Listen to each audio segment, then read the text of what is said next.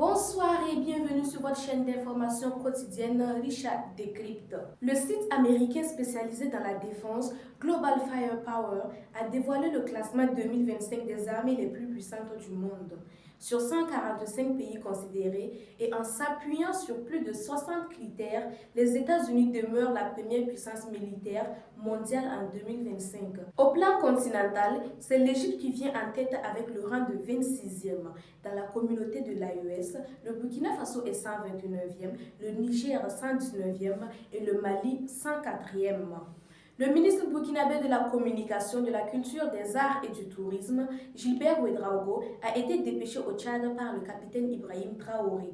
Cette expédition s'inscrit dans le cadre de la 29e édition du FESPACO.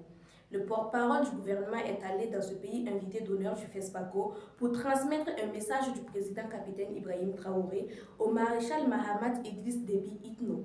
23 militaires de l'armée de l'air ont été décorés aujourd'hui dans l'enceinte de la base aérienne 511 pour leur abnégation et leur rigueur dans l'accomplissement des missions qui leur ont été confiées.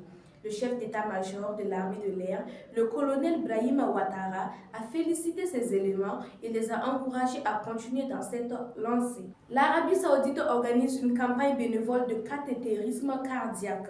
Elle se tient du 12 au 18 janvier 2025 au centre hospitalier universitaire de Tengandogo à Ouagadougou.